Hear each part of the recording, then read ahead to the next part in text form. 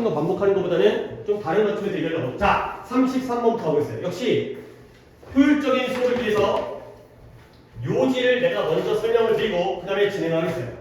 그러니까 네가 영상을 보면 각각 한 질문 할 때마다 내가 그냥 뭔가 써줘. 요약을 했다가 써준 다음에 그 다음에 진행하니까. 자, 33번에 번식량이에요. 생명체가 생물이 번식을 하잖아요. 새끼를 낳잖아요. 근데 번식량이 적을수록 생존율이 올라가요.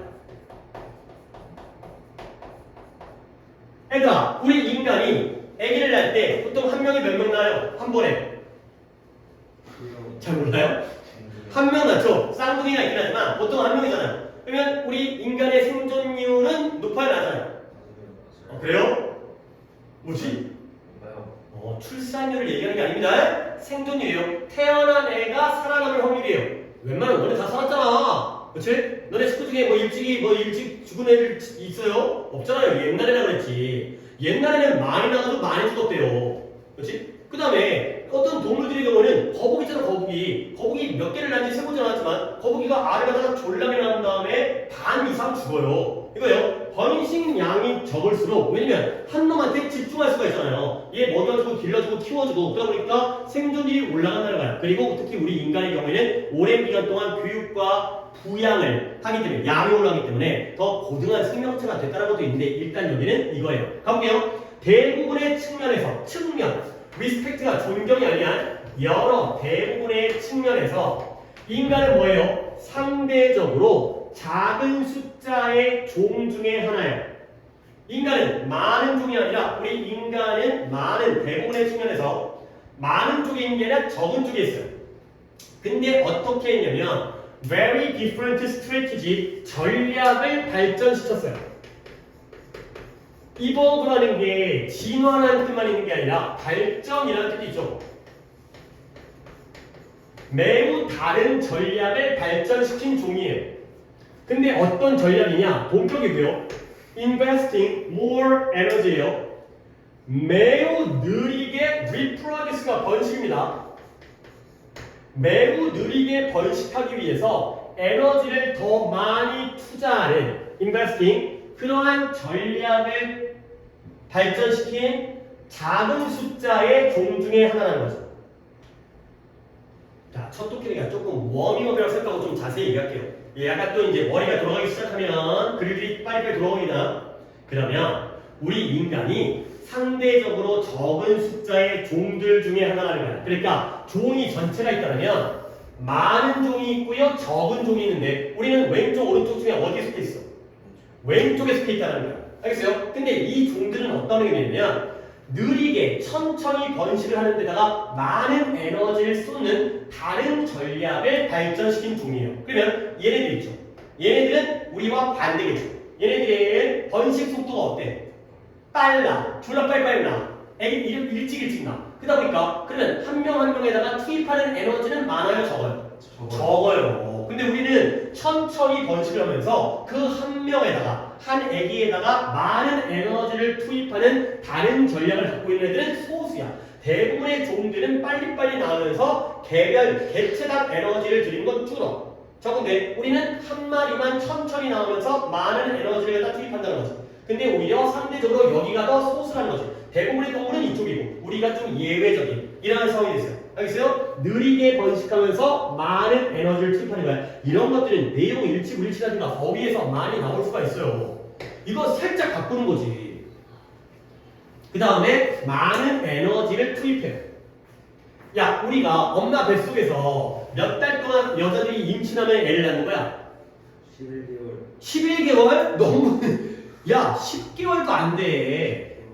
40주예요, 40주. 40주니까 한 달이 4주니까 10개월이요? 아니죠. 한 달이 4주 넘잖아요. 그러니까 만으로 따지면 9.5개월? 9.5개월 정도예요. 그러니까 거의 1년 동안, 그것도 굉장히 긴 기간이야.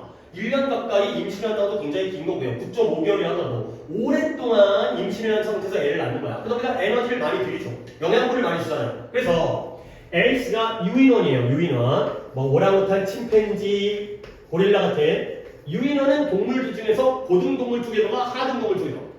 고등동물이 들어요. 코끼리도 나름 몸도 크지만 똑똑하다며.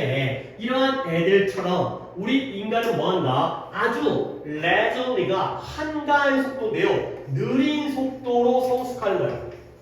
너네 동물의 왕국 보면 말이라든가 사슴 같은 애들은 엄마 뱃속에서 나오면 몇 번 핥아주면 뛰어다녀요. 근데 우리 인간은 뛰는데, 아니 걷는 데만 해도 1년 한 2개월 돌 지나야 걸어. 뛰는 데는 한 서너 살 정도 되기 때문에 매우 느린 속도로 성숙하고요.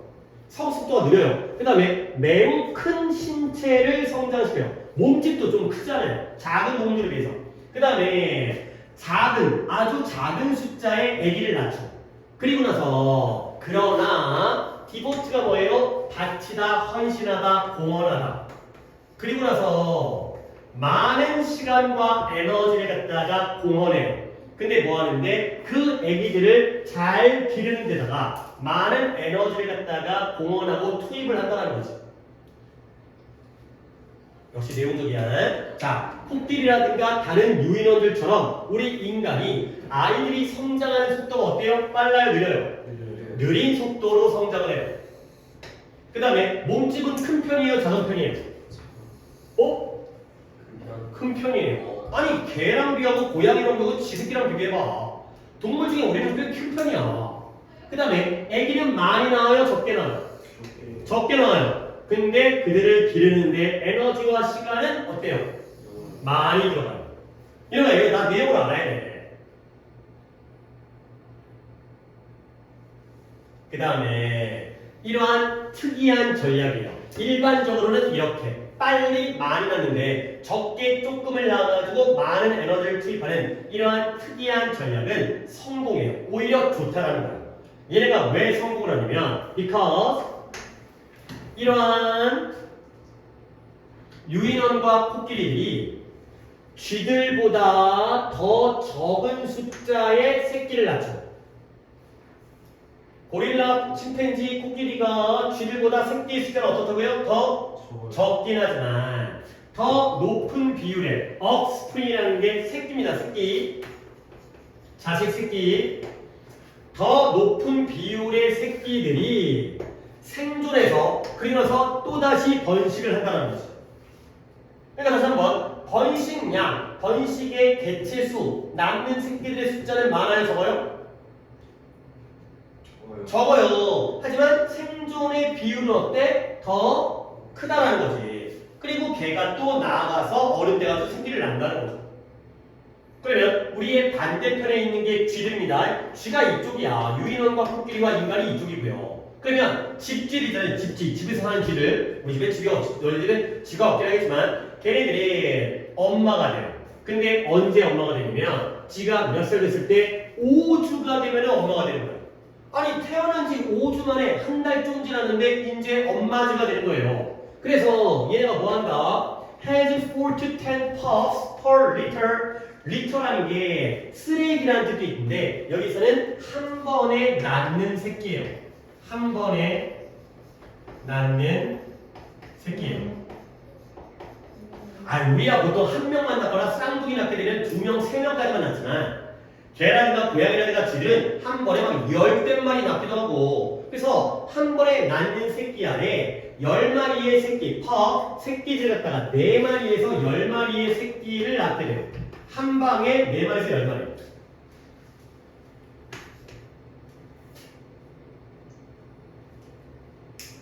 그 다음에 can have a new litter every 2 months. 그리고 새롭게 한 번에 낳는 새끼를 갖는데요. 근데 얼마 만에? every 2 months니까 2달 만에. 근데 언제 동안? over the course of her approximately 중요 단어는 아닙니다. 대략적인 정확하게 아니라 대략적인 12달 12개월의 수명 등의 수명의 과정에 걸쳐서 2달마다 한 번씩 한 번의 새끼들을 낳는다는 거죠.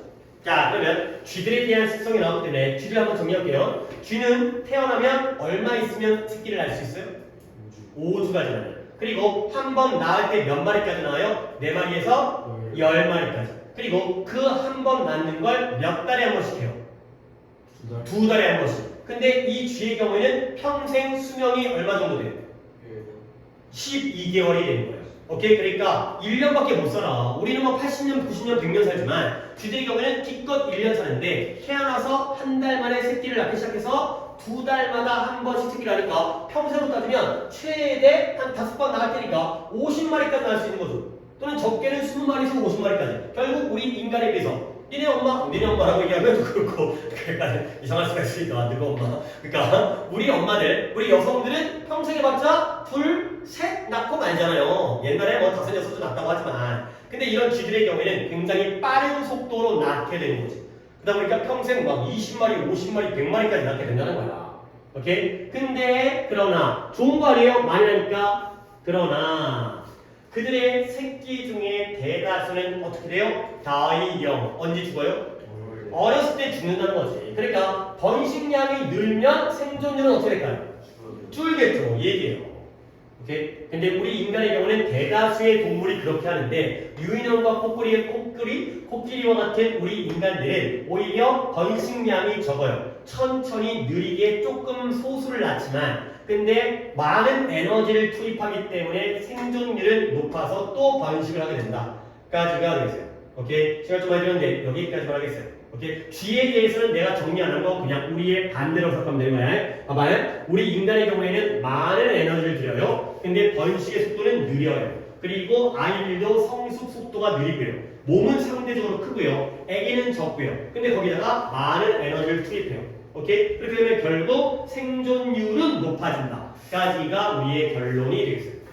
근데 마지막 한 문제 더 있었네. 이제 뭔지 그럴 것 같아. 이와 반대로 침팬지와 코끼리는 얘네들은 누구예요? 우리 인간 쪽이죠. 얘네들은 언제까지? 적어도 12살이 될 때까지는 번식하지 않는다는 거죠. 그러면 쥐에 비해서는 우리 인간으로 치면 되게 빠르지만 쥐에 비해서는 번식 속도가 빠른 거야, 느린 거야? 느린 거야. 얘는 5주 만에 아기를 낳는데 얘네는 12년 기다려야 돼. 그 다음에 걔네들은 give birth가 낳아요. 낳아. 새끼를 낳아.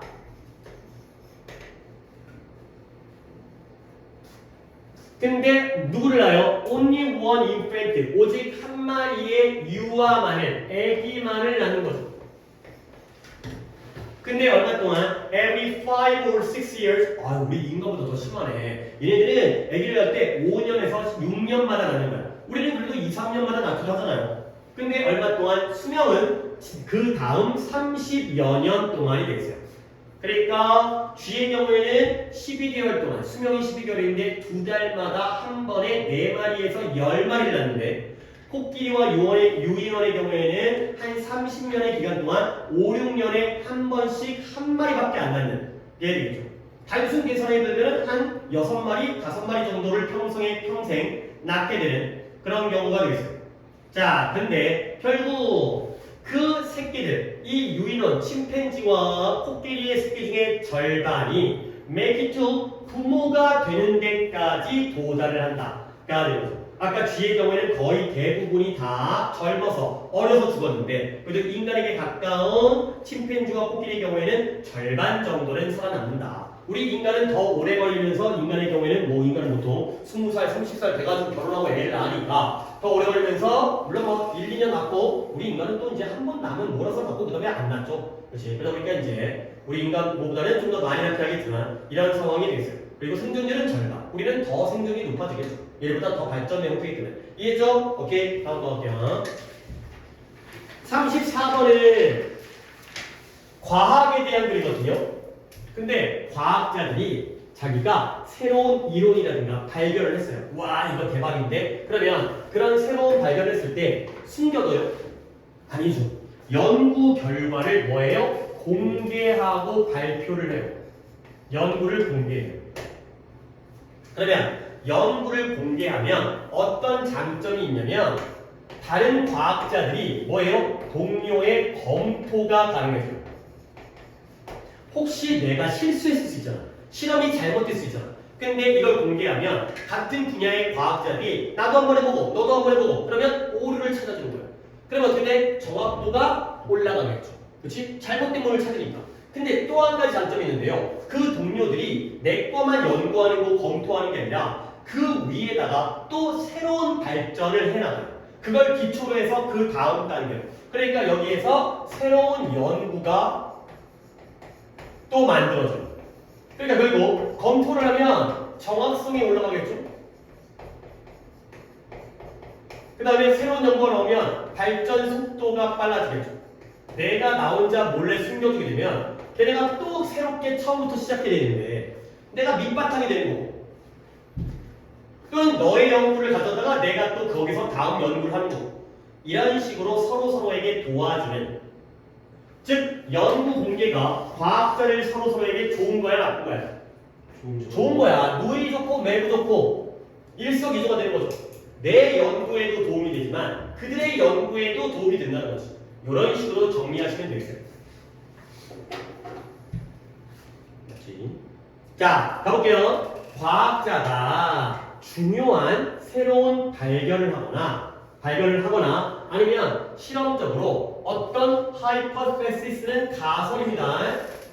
새로운 가설을 증명했을 때, 남들이 안 했던 새로운 중요한 발견을 했거나 아니면 이 가설이 맞는 것 같아. 증명이 됐어요. 그때 그들이 일반적으로 그 정보를 keep to themselves가 간직하다. 스스로에게 간직하는 거예요.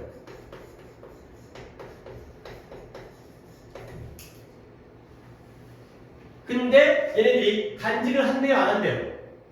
안 한대요. 내가 새로운 중요한 발견을 하거나 아니면 가설에 대한 증명을 했을 때 그들은 일반적으로는 가끔씩은 이거 공개했다 큰일 날 것 같은데 이래가지고 몰래 숨기고 있을 때도 있겠지만, 일반적인 경우에는 그 정보, 그 연구의 발견이라든가 그 가설의 증명에 대한 정보를 자기 자신에게 스스로에게 간직하지를 않는다는 거죠. 그러면 간직하지 않는 목적이 뭐냐? 왜 간직을 안 하고 뒤에 나오는 공개를 하냐면, 다시 한번, 그들 혼자서 그것의 의미를 갖다가 생각하거나 아니면 그것으로부터 추가적인 이론을 도출하기 위해서 간직하지를 않는다는 거죠. 조금 부정의 폭을 넓게 잡아가지고 잘못했겠는데, 얘들아, 간직하지 않는데 원래 간직은 왜 한 거지? 혼자 다 해먹으려고. 그리고 그것으로부터 추가적인 이론을 혼자서 찾아내기 위해서 간직하지 않는다는 거예요. 오케이? 목적을 따라 이쪽 범위를 해서 간직하는 목적은 혼자서 하는 건데, 혼자서 그것의 의미를 고려하거나 추가적인 이론을 도출하기 위해서 혼자만 간직하지 않는다는 거예요. 그러면 그 대신에, 이때 이 대신에는 뭐겠어요? 뭐 대신에? 간직하는 것 대신에 그들은 뭐 한다? publish, 출판한다, 공개한다. publish가 키워드예요.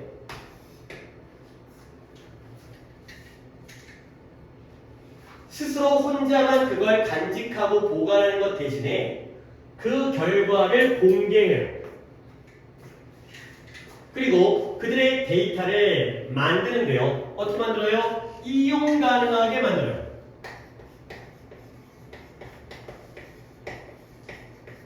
근데 뭘 위해서 이용 가능하다? 이러한 조사를 위해서 이용 가능하게 만듭니다. 남들이 내 연구 결과를 조사할 수 있도록 inspection, 조사 연구, 그걸 가능하게 만든다는 거죠. 자, 여기까지 서론 부분입니다. 다시 한번 정리할게요. 내가 중간에 살짝 버벅거렸던 부분이 있기 때문에 부정의 두 낫을 여기까지 봤는데 부정의 두 낫은 여기까지였네. 봐봐. 과학자들이 중요하고 새로운 발견을 했을 때, 그리고 실험적으로 어떤 가설을 증명했을 때, 뭔가 새로운 걸 발견한 거야. 그랬을 때 그들 혼자서 그 의미를 생각하고 고려하고, 그리고 그 의미로부터 추가적인 이론을 혼자서 도출하기 위해서 그걸 자기에게만 간직하지를 않는다는 거죠. 오케이? 그러면 간직하는 것 대신에 그들은 결과를 공개하고요. 조사를 하도록 자기의 데이터를 이용 가능하게 만든다는 거예요. 오케이? 여기까지 연구 공개입니다. 이제 장점이 나와요. 오케이? 이것이 만들어져요. 뭘 만들어져요? 가능하게 만들어져요. 뭘 가능하게? 다른 과학자들. 다른 과학자들이 그들의 데이터를 재고하고요. 다시 한번 검토하는 거예요. 재검토. 재검토. reconsider. 그리고 아마도 그들의 결론을 refute, 부인하다, 반박하다 하는 것을 가능하게 만들어주죠.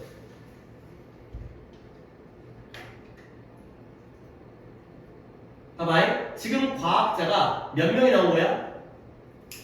두 명이 나온 거야. 정답이 여러 명이 나온 게 아니라 두 가지의 종류의 과학자가 나온 거야. 첫 번째 과학자는 연구에서 발견한 과학자예요.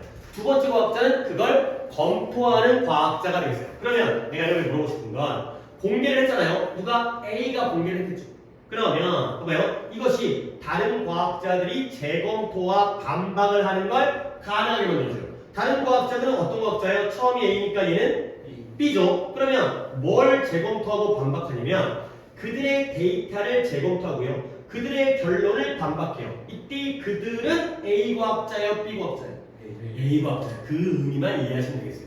그러니까 A가 제가 하고 있어? 내가 연구를 했단 말이야. 그 다음에 내가 너한테 이용 가능하게 해줘. 그러면 너는 그 자료를 가지고 뭐 한다고요? 나의 데이터를 검토해서 나의 결론을 네가 반박해야지. 너 이게 틀렸는데? 라고 얘기하는 게 바로 A, B의 관계가 되겠어.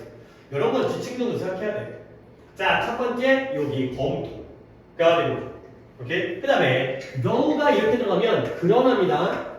비록 뭐뭐이지만이 아니라 그러나 more important, 더 중요한 게 있어요. 이보다 더 중요한 거 뭐냐면 it makes it possible, 또 가독적으로 해요. 그것이 만들어져요. 뭘? 그것이 가능하죠. 가짜입니다. 다른 과학자들이 또 뭐 하는 걸 가능하게 해줘요? To use that data, 그 데이터를 이용하는 거예요. 근데 뭐 하기 위해서? 새로운 가설을 구성하고 구축, construct, 그리고 새로운 실험을 수행하는 걸 가능하게 해주는 게 그보다 더 중요하다는 거죠. 오케이? 알겠죠? 앞부분이 뭐예요? 이쪽이에요. 내 데이터를 재검토하고 반박하는 거. 너 틀렸네. 근데 그보다 더 중요한 것은 그들이 내 데이터를 사용해서 그 위에다가 새로운 가설을 구성하고 새로운 실험을 수행하고 만들어주는 게 바로 여기가 되겠어요.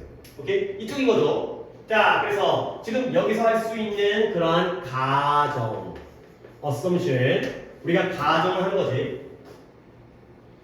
어떤 가정이냐? Society as a whole, 전체적으로 사회가 뭐 하게 되는 거예요? End up ing, 결국 뭐뭐 하게 되는 거죠. 전체적으로 사회가 결국 뭐 하게 된다? 더 많은 걸 알게 되는 거예요. 그럴게요. 이 수업에서 여기서의 가정은 뭐다? 사회가 전체적으로 더 많이 알게 되는 거예요. 근데 뭐 한다면 정보가 is spread as widely as possible, 가능한 한 널리 확산되어진다면 정보가 널리 퍼질수록 사회가 전체로서 더 많이 알게 되는 거죠. 근데 뭐라기보다는 rather than being limited, 제한되어진다기보다는, 근데 누구에게? 몇몇 소수의 사람들에게 제한되어진다기보다는 가능한 확산되어진다면 사회 전체가 더 많이 알게 되는 거죠. 자, 그러면 연구를 공개한다는 건 몇 명에게 제한된다는 거야? 확산되어진다는 거야? 확산되어진 거지. 자기 혼자에게 간직하면 지들끼리만 제한되어진 거고, 이걸 공개하면 확산되어지지. 그러면 사회 전체적으로는 좋아지는 거야? 나빠지는 거야? 좋아진다는 거지. 우리 전체는 더 많은 걸 알게 됩니다. 오케이? 한 번 더 정리할게요. 여기서의 가정은 뭐다? 사회가 전체적으로 결국에 더 많은 걸 알게 될 거라는 거야. 근데 뭐 한다면 정보가 소수의 사람들에게 제한되어진다기보다는 가능한 한 널리 확산되어진다라면 까지가 되겠어요. 오케이? 자, 그래서 엄격한 의미에서, 엄밀히 말해서 엄격한 의미에서, 엄격히 말했을 때 결국 모든 과학자는 의지하는데 누구에게 의지한다? 다른 과학자들의 연구에 의지한다가 되는 거죠.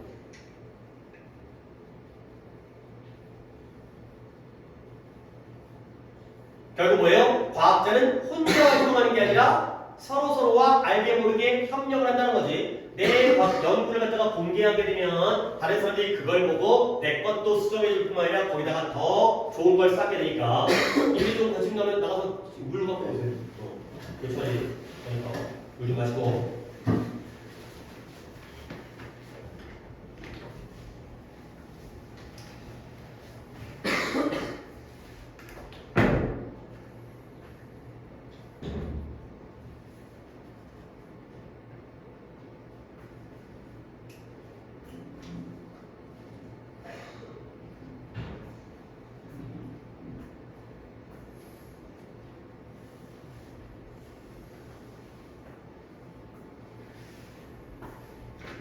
지우고 마무리 정리를 하고 나갈게요. 시간을 갖다가 세이브 해야 돼요. 지우는 시간이고 아까워서.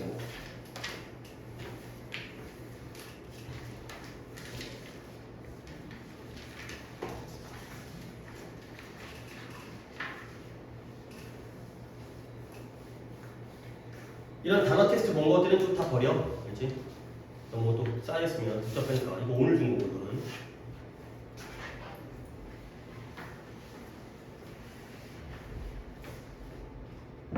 자, 다시 한번 얘기할게요. 연구를 공개하게 되면 혼자 비밀로 간직하는 게 아니라 공개하게 되면 남들이 내 연구를 검토해 주니까 좀 더 오류라든가 반박이라든가 이런 것들을 다 할 수가 있고요. 근데 그보다 더 중요한 것은 그들이 거기를 바탕으로 해서 다른 연구를 나아가니까 결국 서로서로가 의존하는구나 가 되겠어요. 내가 이렇게 하긴 했지만 사실 문장을 이런 것들을 만들어낼 때 약간 이런 식의 느낌의 가미를 할 수 있으니까 이거 좋은 거지?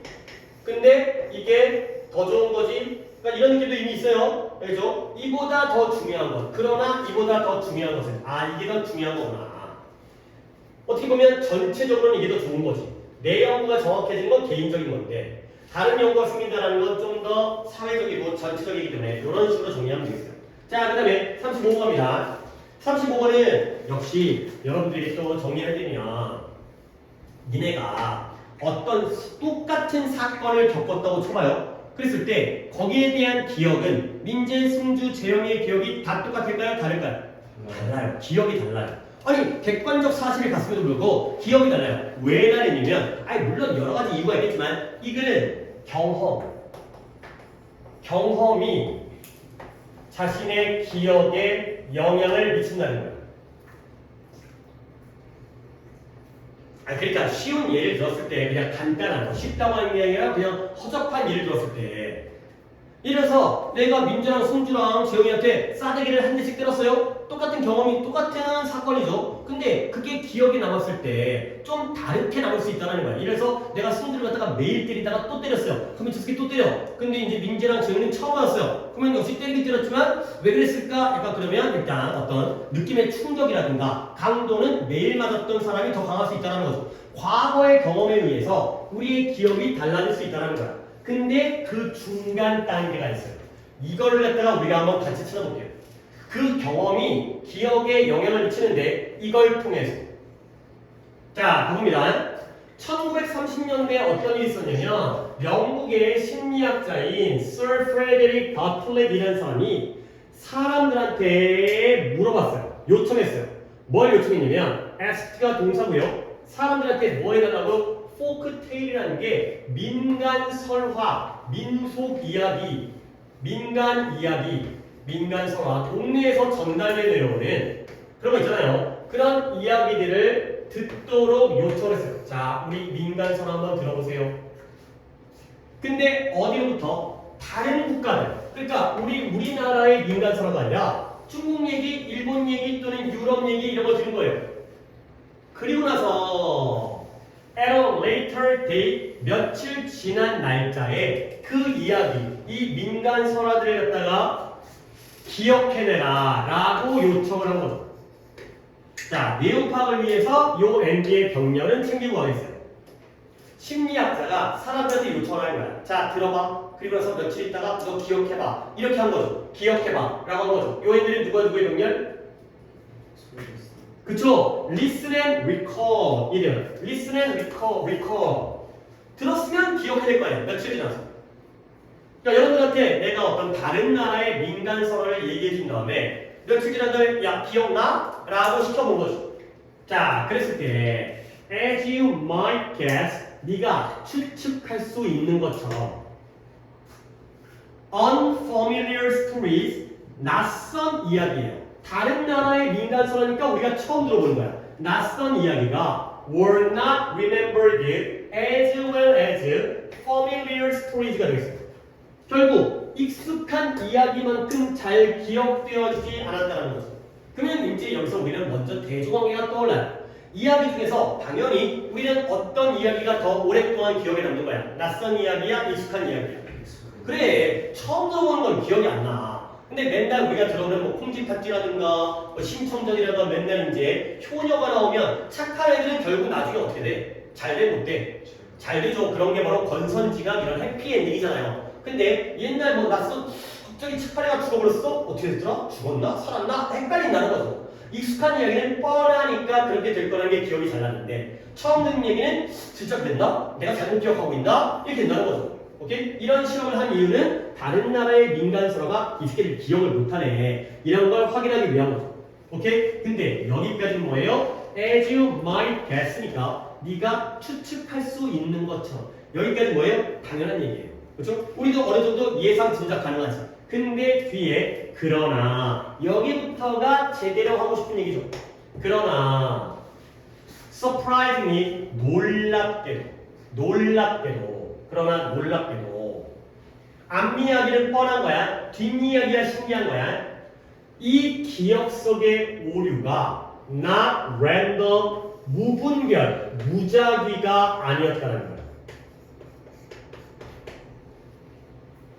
랜덤이 무작위, 지 멋대로, 제 멋대로잖아요. 그러면 무작위가 아니라는 게 오류가 무작위가 아니었다는 건 일단 오류는 존재했죠. 기억 잘했어, 못했어? 못했어요. 기억이 안 나, 막 기억이 틀려. 근데 그 기억이 틀린 게 누구는 1번 쓰리고 누구는 2번 쓰리고 무분별하게 막 틀린 게 아니라 무작위가 아니기 때문에 뭔가 이유가 있고 근거가 있고 체계적이라는 거야. 뭔가 규칙적이라는 거야. 무작위가 아니라는 건 규칙적이고 체계적이라는 거야.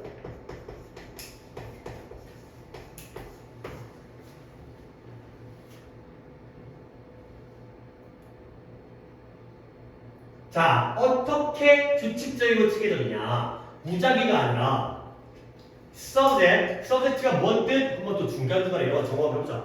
subject라는 명사가 어떤 뜻으로 쓰여요? 아는 데 얘기해봐. 실험부터. 오, 그게 뭐라고 써왔어요? 끝났네요. 이거예요. 그러니까 원래 subject가 제목이라는 뜻, 주제라는 뜻, 주어라는 뜻, 여러 가지, 그 다음에 피사체 이런 건데 여기서는 실험 대상이 되는 거예요.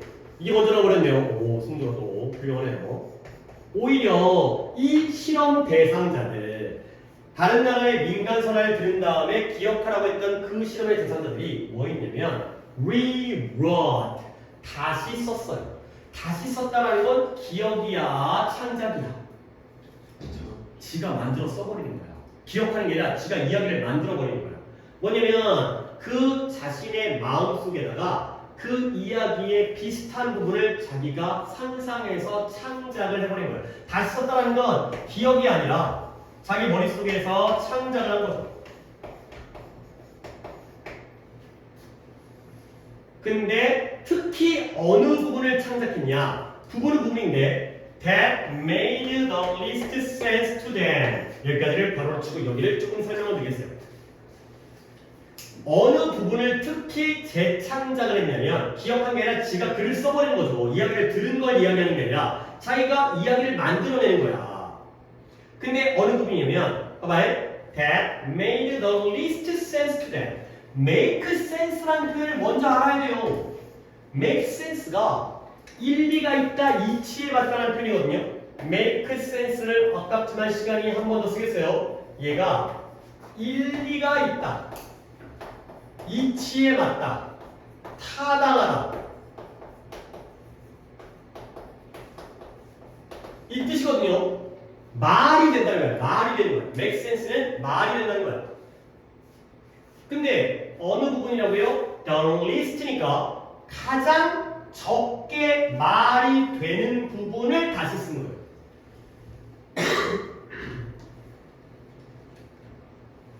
그러니까 뭔 말이야? 예를 들어서 그냥 이야기 만들어 볼게요. 이야기가 뭐예요? 아빠가 자식을 때렸어요. 그 다음에 자식도 아빠를 때렸어요. 그러면 우리의 어떤 윤리적인 도덕적인 관점에서 아빠가 아들 때릴 수도 있지.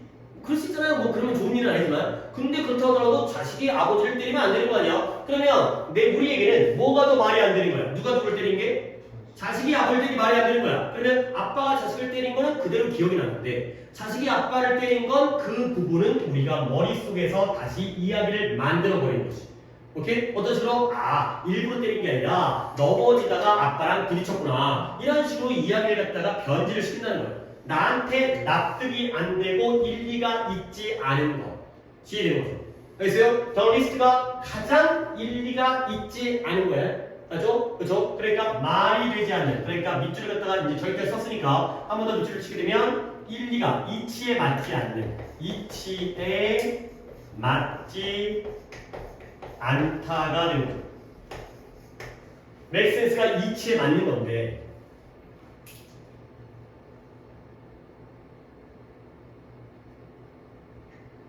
그래서 이 바틀레이시라는 사람이 아까 나왔던 이 영국의 심리학자가 결론 내렸어요. 뭐냐? 어떤 문제를 직면했을 때 인간은 뭐한다? draw upon, 의지한다는 거예요. 어디 의지하냐? mental schemata. 스키마타라는 게 조금 설명 좀 어려운 개념입니다. 스키마타가 이게 진짜 웃기게도 스키마라는 단어의 복수형이에요. 얘가 단수형이고요. 진짜 특이한 애들은 얘가 복수형입니다. 스키마에다가 TA를 붙여가지고 그러면 스키마는 뭔 뜻인데 솔직히 이것도 잘 우리가 이제 정규라면 내가 알려주는데 리시에서는 별 의미가 없어. 개요, 윤곽 이라는 뜻이에요. 개요, 윤곽이 뭐예요? 자세한 이야기예요? 대략적인 이야기예요? 대략적인 이야기예요. 우리가 머릿속에 있는 정신적인 개요와 윤곽에 의지하는 거예요. 내 머릿속에 있는 거에 의지를 하죠. 그리고 즉 그게 뭐냐면 넘어갑니다. 그 머릿속에 있는 정신적인 개요와 윤곽에 의존하는 게 즉 뭐냐? 우리 머릿속에 있는 저장되어진 지식의 선반에 의지하는 거죠. 내 머릿속에 이미 있는 거에 의지를 하는 거야. 그리고 나서 뭐 한다? To fill, 채워요. 어딜 채우냐? 우리 기억 속에 사소한 격차, 차이, 빈 여백을 이렇게 여백을 채우게 되는 거죠.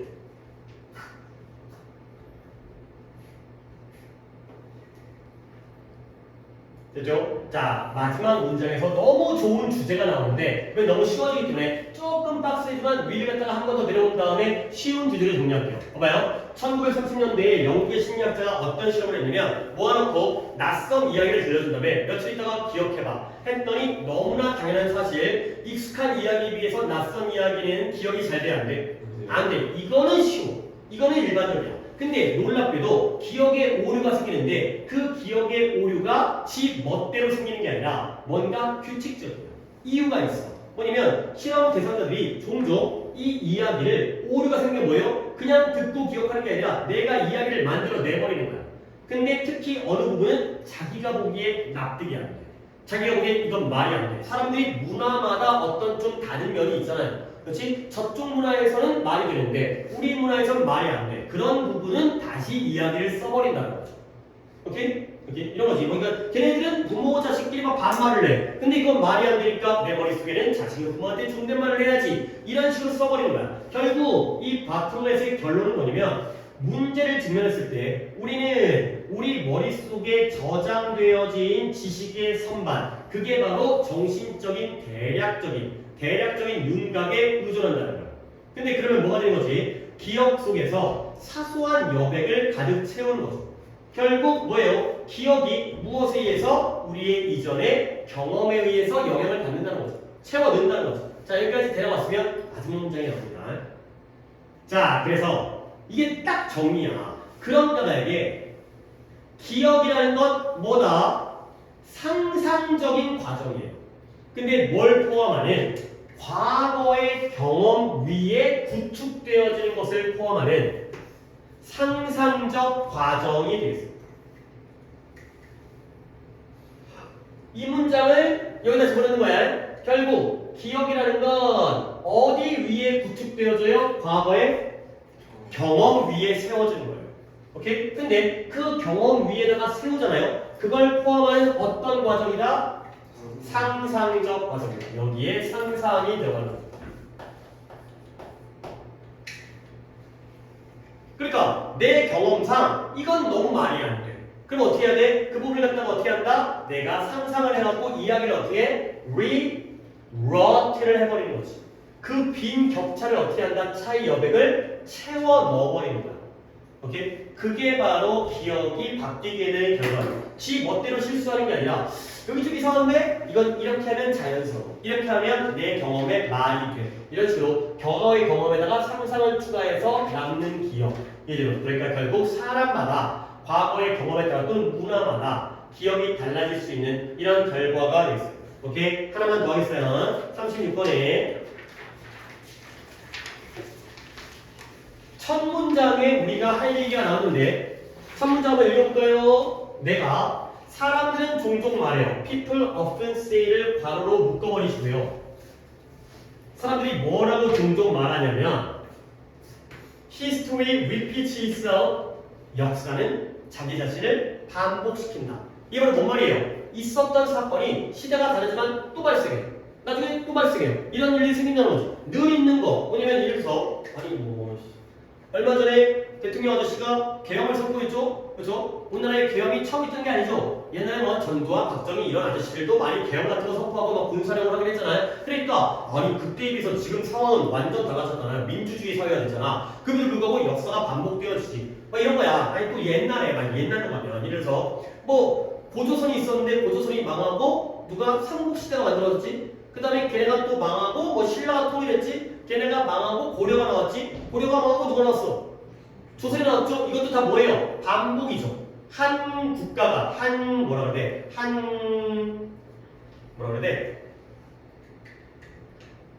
한 왕조가 득세를 했다가 그 다음에 얘네가 쇠퇴하면서 또 다른 국가가 나오고 이런 것들이 반복되어지잖아요. 있잖아. 그렇지? 솔직히 너네들 인생에서도 역사가 반복되어지는 게 매일매일 어떻게 하면 예를 들어서 공부 열심히 해야지 하다가 안 해. 그러다가 시험을 조져. 그 다음에 이제 다음번에 열심히 해야지 하다가 안 해. 또 조져. 이것도 역사의 반복이죠. 맨날 같은 일이 반복된다니까. 물론 세부적인 건 다르지만 하다 보면 전체적으로 보면 같은 일이 반복되는 거야. 역사가 반복되어진다는 거죠. 오케이? 근데 이 글은 뭐다? 역사의 반복. 꼭 그런 것만은 아니다. 가 되겠어요. 역사가 똑같이 반복되어지는 것은 아니다. 결국 뭐다? 그 반복에는 예외가 있다. 요게 바로 이 글의 요지가 되겠습니다. 사람들은 보통 역사가 반복되어진다고 얘기하지만 완벽하게 똑같이 반복되어진 거 아니고 안 그런 경우 있다. 가 되겠습니다.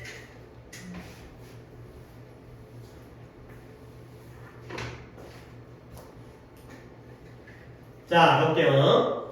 사람들은 종종 말한다. 역사가 스스로를 반복한다. 가 되고요. 그리고 looking at the historical records of the ancient civilization, 고대 문명의 역사적 기록들을 살펴보면 분사구문입니다.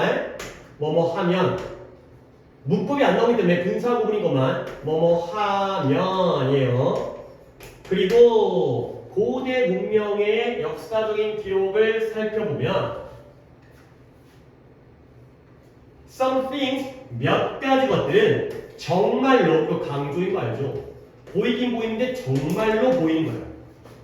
뭐처럼 보여요? happen again and again. 반복적으로 발생하는 것처럼 보인다는 거예요. 결국 여기까지 문장, 역사는 반복한다, 안 한다? 한다. 그죠? 실제 예시가 나왔어요. 봐봐요. civilization, 문명이 뭐 한다? 일단 확장을 해요. 일단 넓어지는 거야. 팽창을 하죠. 근데 get overextended, 과도하게 팽창을 해요. 너무 커져. 감당이 안 돼. 그런다면 어떻게 돼? 붕괴가 돼. 근데 어디의 경우처럼 as in the case of Rome, 로마의 경우였죠. 로마가 언제 무너지고 멸망을 했냐면 went under, 멸망한 거예요. 아래쪽으로 간 거니까 멸망이에요.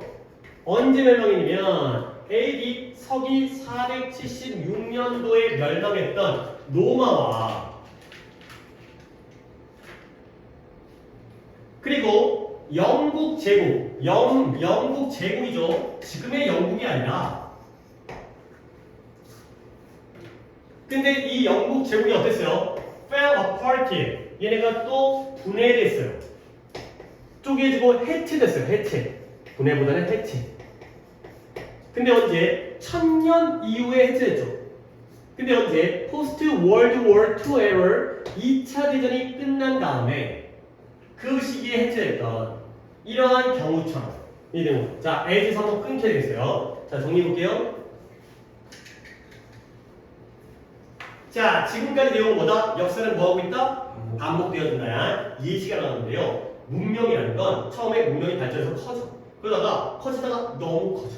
그러다 보니까 감당이 안 되니까 어떻게 돼? 붕괴되어진 거야. 아니 그런 경우 많잖아요. 그 원나라, 징기스칸 쌈 졸라 잘해갖고 유럽까지 다 쳐먹었잖아. 그러다 보니까 거의 유럽과 아시아를 다 쳐먹고 우리나라까지 쳐들어가지고 다 먹었잖아요. 그러다 보니까 이제 다 쓰여지지가 않는 거야. 징기스칸이 죽으니까 이제 지들끼리 막 싸워. 그러니까 어떻게 돼? 붕괴를 했죠. 로마 어떻게 했어요? 지중해 부분과 아프리카 해역까지 다 먹었잖아요. 그러니까 너무 과대하게 팽창하다가 어떻게 했어요? 붕괴했죠. 그 다음에 영국 제국이 뭐예요? 영국이라는 그 코딱지만한 나라가 아니라 영국이 식민지가 넘었다 보니까 미국도 있고 호주도 있고 여기도 영국 거고 아프리카도 영국 거고 다 영국 거잖아. 캐나다도 영국 거고. 그러다 보니까 너무 과도하게 팽창하다가 어떻게 했어요? 붕괴를 했죠. 그러니까 우리가 든 예시뿐만 아니라 로마와 영국 제국이 공통적인 거야? 차이적인 거야? 공통점이죠. 어떻게 했어요? 반복되어진 거야. 그러니까 시간은 1000년 전, 1000년 후지만 얘네들은 2차 대전이 끝난 다음에 한 1940, 50년대에 붕괴됐어요. 얘네들은 410년, 1000년 그 이상이 지난 다음이지만 똑같은 일이 생긴 거예요. 결국 역사는 반복되어진다. 오케이? 알겠죠? 다시 한번 반복의 과정이 어떻게 돼? 팽창, 그러니까 확장. 그 다음에 과도한 팽창, 그 다음에 쭈르륵, 붕괴까지의 반복입니다. 근데 여기서 그러나 이제 역사의 반복, 그러나 예외, 그러나 Is this always the case? 항상 그러한 경우인가? 이것이 항상 그러한 경우인가? 이때 이것은 뭐예요? 역사가 뭐 될까? 반복되는 게 항상 그럴까? 근데 만약 그렇다면 아니, 여기다 할 거겠다. 만약 그렇다면 뭐예요? 진짜 역사가 뭐하고 있다면 반복하고 있다면 아키올로지는 고고학입니다. 우리가 과거를 연구하는 고고학은 어떨까요? Would be pretty boring. 상당히 어때져요? 지루해진다는 거죠. 아니 뭐 암기하기는 편하겠네요. 똑같으니까. 근데 재미가 없죠. 맨날 똑같으니까. 뭐 초대 왕이 건국했다가 두 번째, 세 번째 왕일 때 성장했다가 네 번째, 다섯 번째 너무 과도하게 팽창했다가 뭐 대충 그렇다고 치면 한 몇 년 만에 한 500년 주기로 맨날 반복되니까 고고학이 재미가 없다는 거야. 왜냐면 한 가지 것이 계속 반복적으로 발생하기 때문에 고고학이 재미가 없어진다는 거죠. 오케이? 그러나 또 하나의 반전. 이거 이러면 너무 재미없을 것 같은데 역사가 반복되면 재미없을 것 같은데 그러나 크게 그것이 이 아키올로지스트 고고학자들이 발견하고 보는 게 아니라는 거예요. 이 역사의 반복을 고고학자가 보는 게 아니라는 거죠. 그럼 뭐냐? 지금 우리가 문명에 대해서 얘기하고 있잖아요. 문명의 로마 문명과 영국의 제국의 문명이 성장, 확장, 팽창, 붕괴인데요. 몇몇 문명은 갑자기 사라졌어요. 근데 누구처럼? 아즈텍, 그 아메리카 대륙의 중남미에 있는 아즈텍과 잉카처럼 갑자기 무너졌죠. 근데 왜 무너졌다? 얘네들이 1520년, 서기 1520년대에 침략자들에 의해서 정복을 당한 거예요.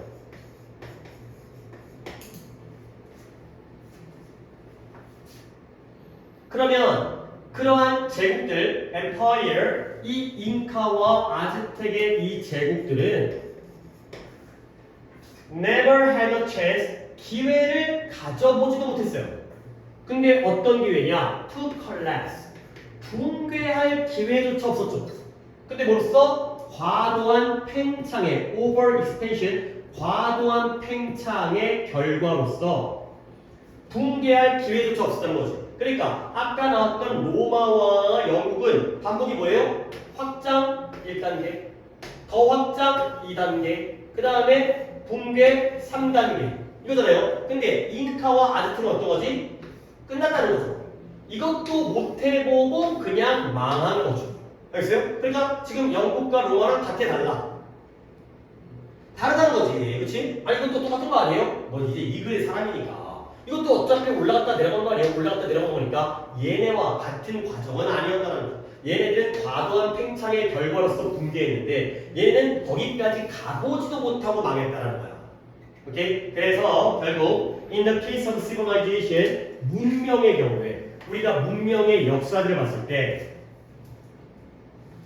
역사가 스스로를 반복한다는 것은 뭐처럼 보인다? over simplification, simple, 간단한, 단순한, simplify, 단순한. 그러면 over simplification이니까 뭐예요? 과도한 단순화인 것처럼 보인다. 결국 역사가 반복되어진다는 게 과도한 단순화는 게 뭐냐면 봐봐요. 이 두 가지의 사례를 영국과 로마의 사례와 잉카와 아즈텍의 사례를 보면 간단하게 보면은 비슷해 달라. 비슷해. 근데 자세히 보면 어때? 달라. 그러니까 이걸 똑같이 본다는 건 너무 단순하게 바라본다는 거야. 오케이? 역사가 반복된다는 건 이런 것들을 너무 과도하게 단순화시켰구나. 결국 과도하게 단순화시켰다는 건 이 말이 역사가 반복되는 게 맞다는 거야, 틀리다는 거야? 틀리다는 거지. 너무 단순하게 본 거 아니야? 그건 틀렸어. 이것과는 다른 예외가 존재해. 가 되는 거지. 오케이? 여기까지 하도록 하겠어요. 잘하셨다가 얘기를 했다가 초반에 조금 짧은 얘기하다가 늦게 시작해서 그런가 시간이 좀 빠듯해서